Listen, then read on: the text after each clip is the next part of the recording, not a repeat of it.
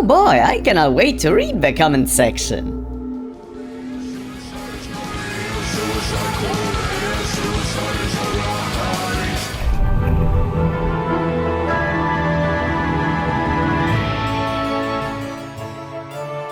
Just like a certain African warlord once said, reviewing Heroes of Might and Magic 3 is a difficult request. I've played this game on and off for 20 years now. Despite that, I do not consider myself competent at it.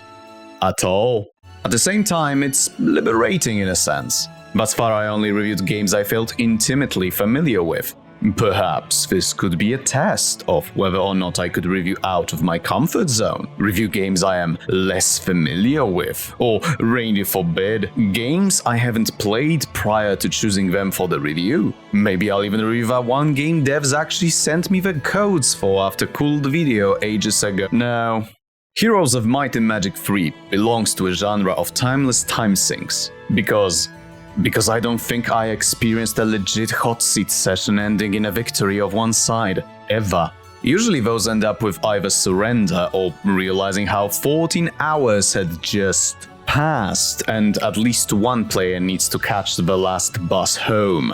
Well, okay, there was this one incident when Jeebus Cross screwed us over and we realized we had no way of breaking out. We're off to a great fucking start, aren't we? Heroes 3 is considered one of the greatest in the pantheon of turn-based strategy games, if not the greatest, by many people and practically all Slavs. Originally developed by New World Computing and published by Frio in 1999, the title fast conquered the minds and hearts of players across the dingy basements where strategy nerds dwell, where pizzas and Cheetos go to die. The fans of this title are, as a matter of fact, so ferocious in their worship that when its follow-up was released, introducing significant changes to established formulas, it was bashed left and right, its lambasting nowadays probably only softened by the fact that the 7th and 6th entries in the series unfortunately came to exist, universally agreed to be the thalidomide babies of the series, instead of just going through its school shooter phase like Heroes of Might and Magic 4 did in comparison. I don't know, I played Heroes of Might and Magic 4 and I have my opinions. One day. I think it was Seth that once joked how every Slav and their grandma has a copy of this game. And you know what? He wasn't that far off. Sure, my grandmothers never owned their copies, but I certainly more than make up for their deficiencies. But I'm rambling, which is a likely sign of impending dementia, or at least that of a midlife crisis, which I'm perpetually locked in since the age of 9. The story of the original Heroes 3 follows the complete shitshow that was the restoration of Arathia. Queen Catherine Ironfist, wife of Roland Ironfist, the canonical winner of the Succession Wars depicted in the previous entry in the series, returns to Erathia after learning that her father, King Griffinheart, had died of perfectly natural causes. And it's a simple coincidence of magic that his corpse now also emits an eerie light in the dark. However, the situation gets complicated by the totally coincidental invasion of combined forces of Cregan Devils and Dungeon Overlords of Nyan. To make matters even worse, necromancers of Deja overestimate their own skills and try to turn the corpse of the king into an undead puppet. Actually, they succeed, but they kinda cannot control him, and it's a bit difficult to tell the new guy no. I've never finished those campaigns. I don't think many players finished those campaigns. The version we will be reviewing today is the one available on GOG with HD mod added. Mind you, HD mod has nothing to do with Ubisoft's pathetic attempt at HD-fying this game. I say this now, just so we don't do the stupid thing and overpay for an inferior version. I also put this forth now. I will not be touching unofficial expansions of the game like Horn of the Abyss or the online multiplayer scene. As much as those efforts are admirable, I didn't play them. I don't know, I guess I'm a boring enjoyer of vanilla experiences. Get on with it! Yes, get on with it! I should stop rambling.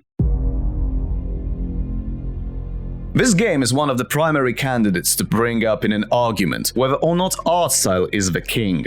I mean, look at it. Look! The graphics are crisp and extremely readable. Entities one can interact with stand out enough to make them easy to identify. At the same time, the visuals are cohesive, pleasant. Well, unless you play a map made by an incompetent spaz. Or some of the maps from the base game. Listen, it's clear they were still learning their stuff. I mean, have you even seen the maps from the evil campaign of Restoration of Arathia? The sprite work is gorgeous. This is a title from 1999 and it looks more cohesive than a lot of modern games, for fuck's sake. I genuinely wish graphics progressed towards this kind of sharp, clear detail instead of whatever the fuck this is. Additionally, the objects on the map have these small animated touches and it makes the world feel more alive. Actually, while doing some research, I've learned about certain set of liberties Ubisoft took with the franchise. What in the fuck? Get the shit away from me! But of course, graphics alone were not a reason why the game achieved its legendary status. I would argue that visuals are somehow the weakest aspect of the title, because holy shit, the music exists.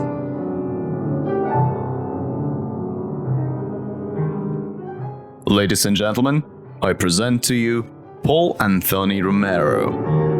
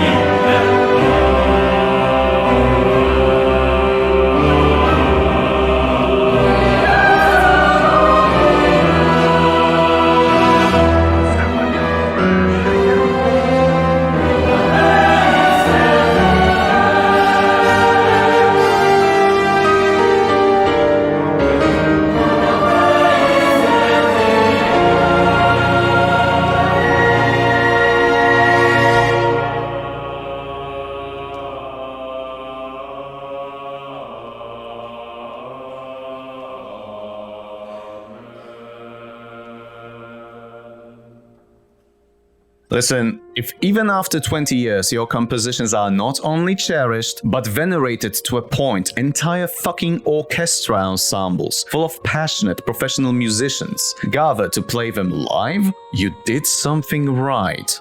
The music of Heroes of Might and Magic 3 is excellent. Actually, scratch that, every single Might and Magic title that had Romero composing has a legendary score. And there is one thing you need to understand. Romero, no, not that one, worked on a budget. The score of the game is, as far as I understand, mostly done using digital instruments of the age, with some help from his friends. He did not have an orchestra at his disposal, and yet the effect is just astounding, plain and simple.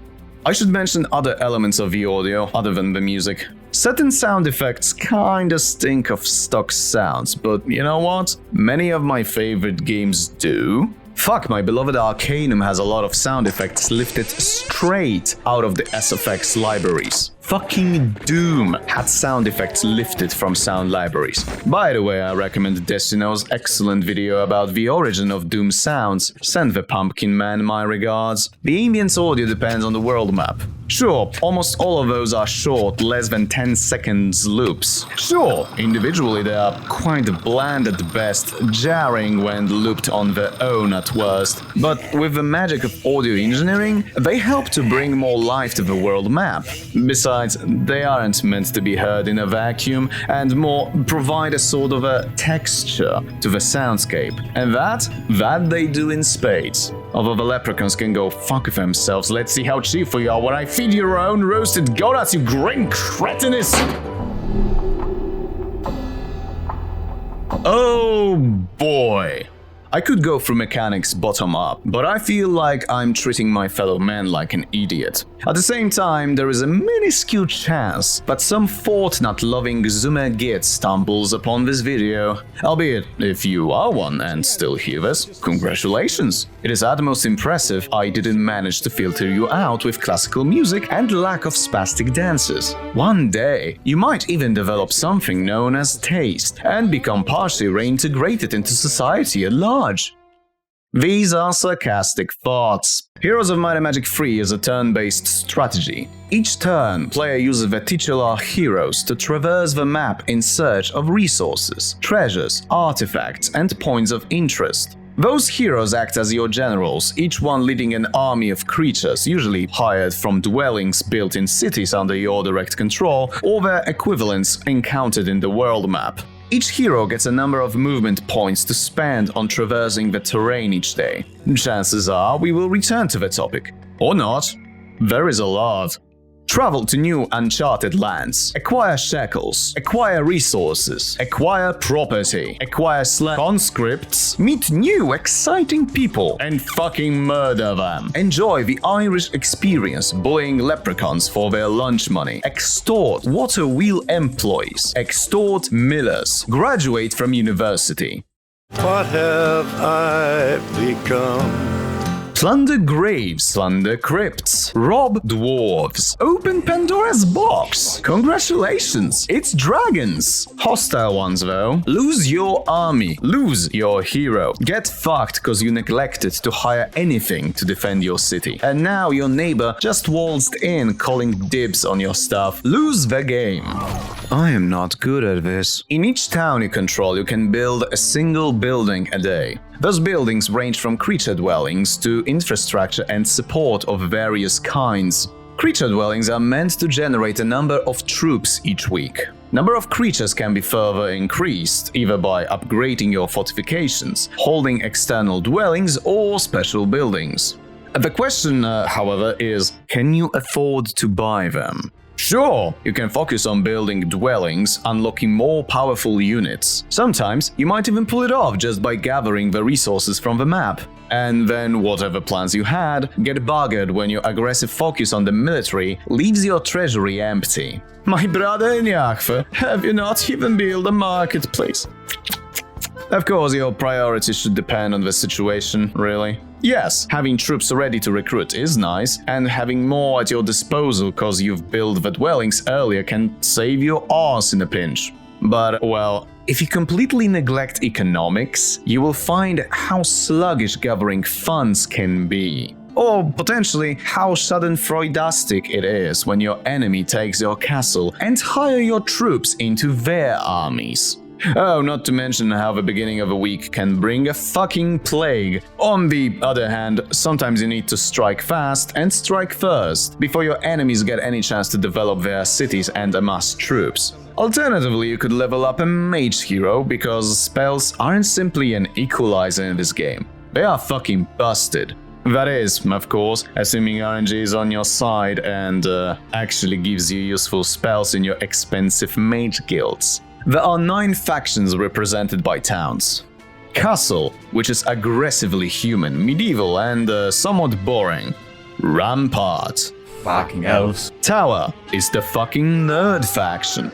Also, why the fuck everything in Tower costs... What the fuck? Ah, Stronghold. The Might faction. Don't bother to play defensively. If the opponent strikes first, you will suffer casualties, severely hampering your damage output. Also, because barbarians are a bunch of uncultured jocks, forget about good spells, cause the highest you can build your mage guild up to is level 3. Fortress. Why won't you fucking die? Specializes in outlasting you. Not what I fucking meant. Which is the only thing going for them, because like Stronghold, they are denied higher levels of magic and their roster of units sucks. With one exception. The Cows of... Mighty Gorgons, tier 5 unit with the highest amount of defense and health points in that tier, from a faction focused on defense and tankiness. Oh, but that's not the problem. Those simply make the problem worse. No, the problem is their fucking death stare. Every single mighty Gorgon in a stack is a 10% chance of one attacked creature to just die. Cavaliers, dead. Pesky Royal Griffs blocking your ranged units, dead. Fucking black dragons, supposedly immune to all magic, dead. Archangels, dead, and you've just cost your opponent stupid amounts of resources required to hire each one of them. Diamond Golems, actually not dead. This is the only caveat of Death Star. If the target isn't alive by being either mechanical or undead, it won't affect them. But they still get hit by a tier 5 unit though. Conflux, a faction added in the expansion. It's all elementals all the time. Also flying hookers. Also phoenixes. Oh, now that I mentioned the phoenixes, do not let the Conflux player get the grail. Inferno. Ah, yes, the faction with more flaws than Colonel Gaddafi. The faction with an upgraded unit that is arguably somehow worse than its base variant. The faction of devil aliens that somehow managed to end up as a staple of painful mediocrity. Necropolis. Ah, yes. The infamous Bone Zone. The ban this player, he plays Necro. The boo-hoo necromancy OP please nerf. Seriously? Can someone enlighten me why people make such a fuss about them? Sure, necromancy allows to generate units seemingly out of thin air. Shame those are skeletons. Which are painfully mediocre? Yeah, they can snowball, if you allow them. And if the map allows them. It is absolutely possible to lose more skeletons than you would regain with necromancy, especially in the earlier stages of the game. Oh, just get higher tier units. Well, that's the thing. Are you really willing to risk sustaining losses to much more expensive units for a bunch of tier 1 troops? Matters get a little more complicated when you also consider that most Necropolis units are just barely mediocre. For Christ's sake, Necropolis has a dubious privilege of having arguably the weakest tier 7 unit in the game. There is, however, an exception. 2 of them, perhaps. The Vampire Lords are arguably one of the most busted creatures in the entire game. The reason is simple. They have special skills which allow them healing when attacking living creatures. That itself would be fine, thematic. But no, you can actually resurrect the fallen vampire lords from the stack this way. On top of that, they deny retaliation, so they can't be immediately punished by survivors. And the more vampires actually are in that stack, the worse it gets, because the number of health points returned to them is equal to the damage they deal. There is a video by The Known World on YouTube where he attacks a sizable number of ancient behemoths, Stronghold's tier 7 unit, with approximately the same number of his vampire lords. If I recall correctly, he wins that fight with no losses. Oh, but what if I'm fighting something that isn't alive, you might ask? You have the rest of the army to deal with them. For example, Dread Knights, the tier 6 unit of Necropolis, that has a 20% chance to deal double damage. They also have a chance to curse the recipient on hit, making them deal minimum damage only. But everything else in their roster? Quite garbage, and not even cheap to recruit garbage. They aren't bad to play, don't get me wrong.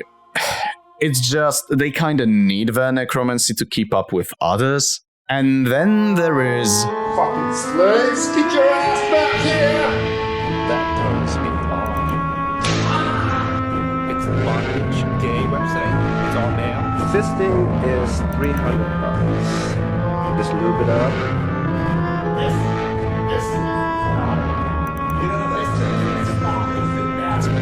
Enjoyed the lash and the spanking. Fuck those guys. It seems to me that a lot of designers nowadays feel obliged to chase the balance, usually through liberal application of nerfs. Meanwhile, Heroes of Might and Magic 3 is one of those games subscribed to an idea of fighting broken bullshit with broken bullshit. And you know what? It feels good. Yes, admittedly you do get your ass handed to you most of the time, and sometimes you simply miscalculate, leading to catastrophe, which by the way in my case usually happens when I misremember how many cunts lots could mean. At the same time, as one sage artist once proclaimed, losing is fun. Although I will say I do understand some frustrations. Spells can be utterly ridiculous. Sure, some of them are borderline useless. Yes, Scuttle Boat. On a map without water. But a well-prepared wizard, backed with skills, can be extremely destructive. A suicide bomber strat had been widely documented by now, where you take creatures immune to fire damage on a hero that knows Armageddon to nuke the field without incurring losses yourself. This is especially dangerous in hands of a hero whose army is made out of phoenixes, Conflux's tier 7 unit, who are notoriously speedy bunch of boys, practically guaranteeing their commander an opportunity to open the battle with spellcasting bullshit. There's, however, more spells that can be considered perfectly balanced. Haste and Slow, despite not dealing damage, are very potent with their respective magic skills maxed out, at the same time being ridiculously cheap to cast. Implosion is a single target fuck you, capable of stupid amounts of damage. Chain Lightning that strikes the first target for solid damage, then jumps to nearest stacks, dealing progressively less damage until hitting the 5th target. Berserk that makes target go and whack the nearest stack, be it friend or foe. At Expert Fire Magic, this spell also gains AoE, cause chaos. Side note, there's one obligatory fight at one of the campaigns that I fucking swear is designed around this spell, cause otherwise there is no fucking way for one to deal with that bullshit. Dimension Door and Town Portal, also known as I wish I could strangle the prick I play against through internet connection. Honorable mention to the Humble Magic Arrow, single target damaging spell, nothing fancy. However, with skills and heroes increasing their spell power, it can be turned to a straight more economically sound choice of a seemingly better lightning in the early to mid game. Continuing the theme of utter bullshit, artifacts.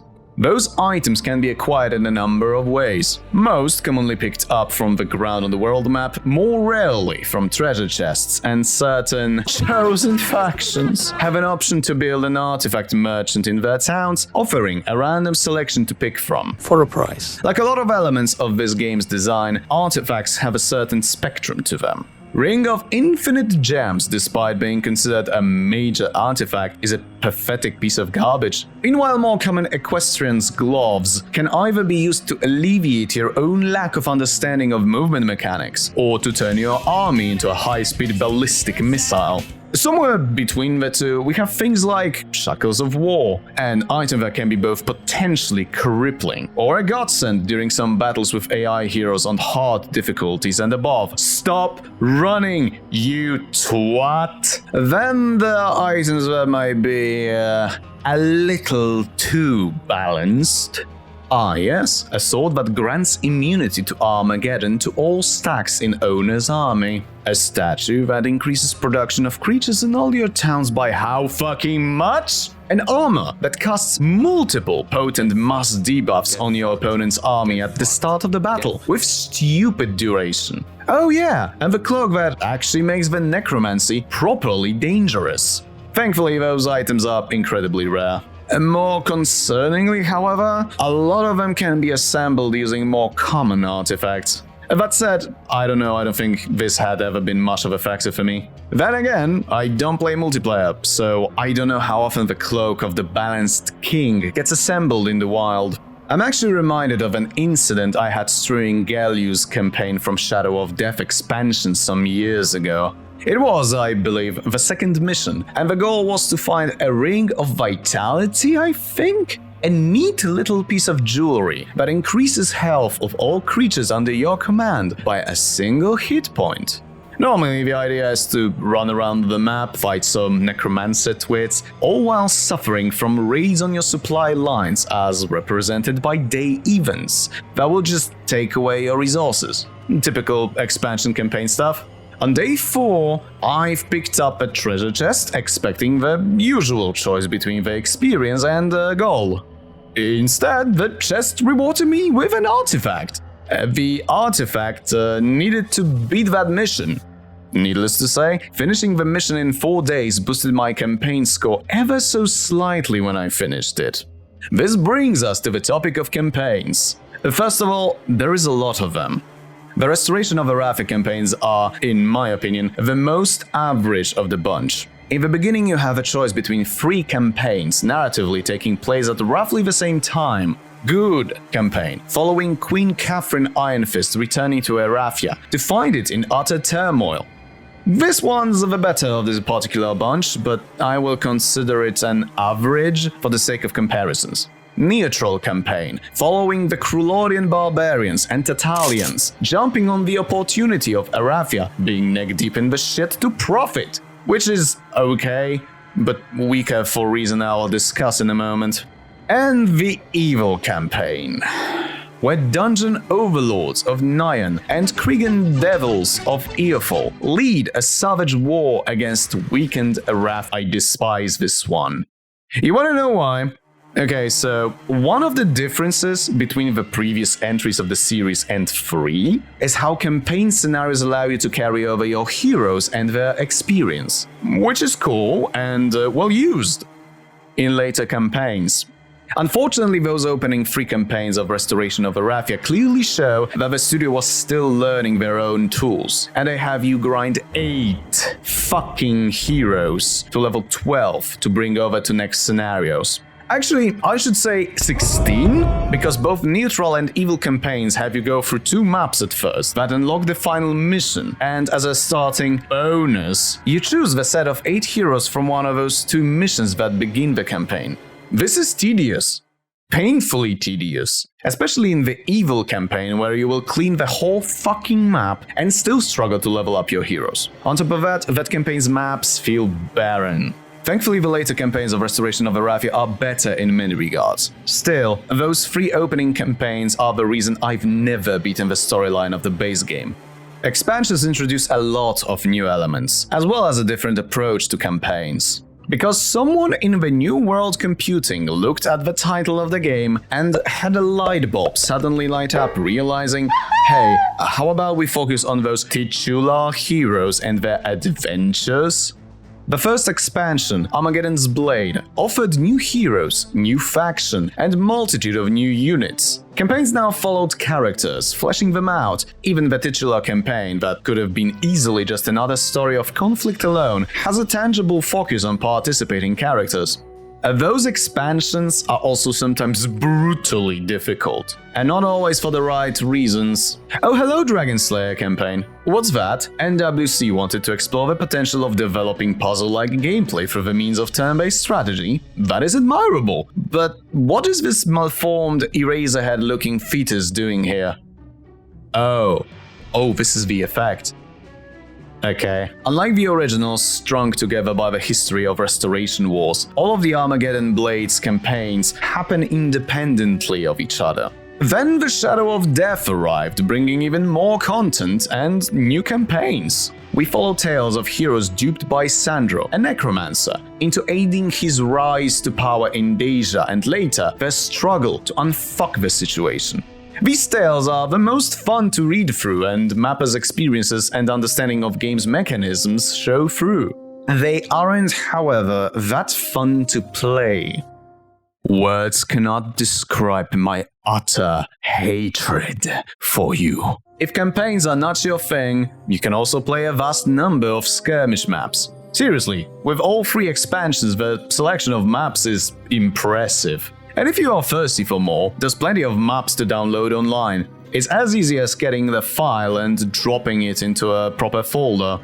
By the way, this game has probably one of the best map editors I have ever seen. It's easy, it's intuitive, it's flexible enough for a user to simply click through all the things they want to add, with no need of understanding scripting languages. Only shame that the help prompts no longer really work on Microsoft's modern spyware, but wikis exist, I guess.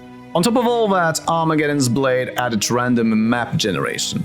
It was the Thankfully, over the years of fan tweaking, it got improved, and new templates were introduced. For example, the infamous Jeebus Cross. You would think this is how I segue into multiplayer. Wabam! And here I pull off Ryan Johnson, up yours, walk, moralists! Nah, seriously though, I don't have experience with multiplayer. I like to take games in my own pace. Having a chess clock would not be fun for me in the first place. It's also a reason why I enjoy my RTS games less. Respect them, sure. Enjoy? Not exactly. On the other hand, the alternative is potentially endless waiting for your opponent to finish exploiting. Games of Heroes 3 can last hours, even with simultaneous turns introduced by HD mod and fun expansions. I don't even mention the fact how multiplayer is essentially an exploiter's arms race. It's fascinating to watch people who know what they are doing, but I sure as hell wouldn't like to play those matches. Fuck that. Which is somewhat bizarre when I think of it now.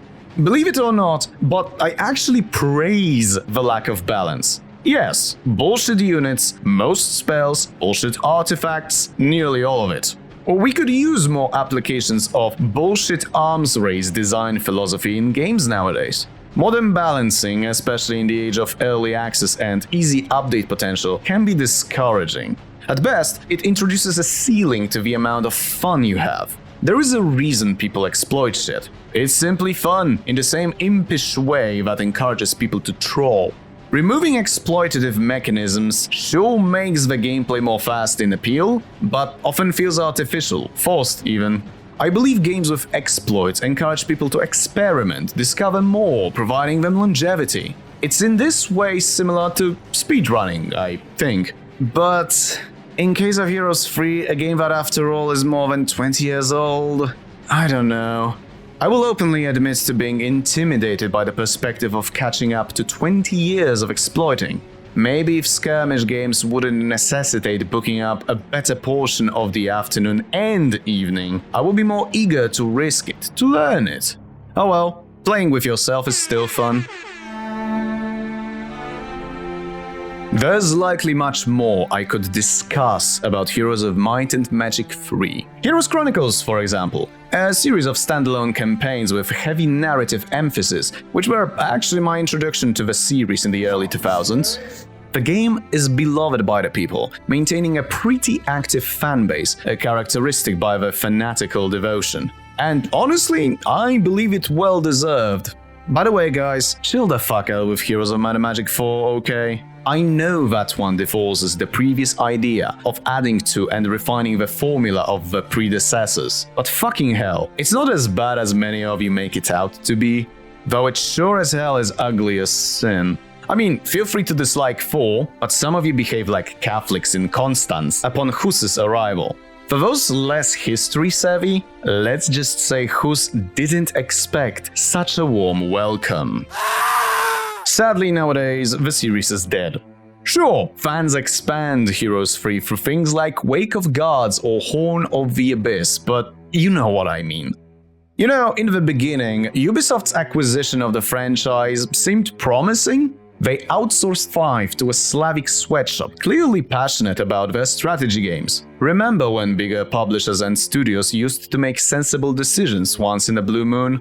No worries, me neither. And hey, Nivelle did the series justice. Well, then the French fucked it up. I don't know what the fuck happened with 6. 7th, I didn't even touch after trying 6. I didn't even know about whatever the fuck this is. Then Ubisoft did what they do best and put their hands where they shouldn't and made Heroes 3 HD. A lofty claim indeed. Shame they handed out the sprite touch-up walk to an Ivy Drip, caffeine-only fed unpaid intern. Oh, and Heroes 3 HD encompasses only the base game without expansions. What? Are you shitting me? Oh, fuck right off. Do I recommend the game? Well, obviously I do. I don't, however, recommend giving a dime to fucking Ubisoft.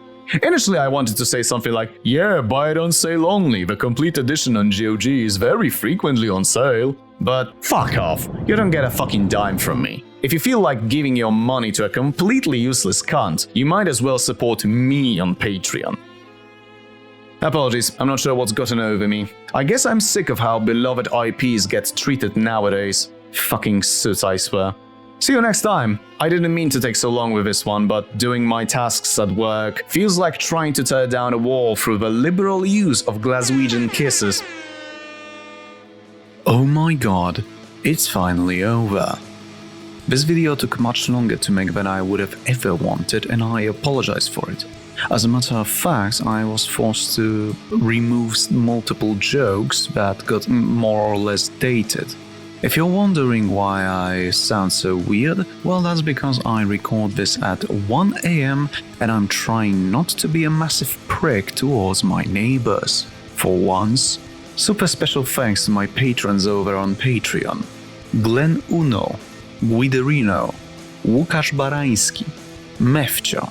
Chikawawa had to cancel the pledge due to financial issues, but this video took so long he technically still had some of his pledged money go towards it, so Anyway, thank you.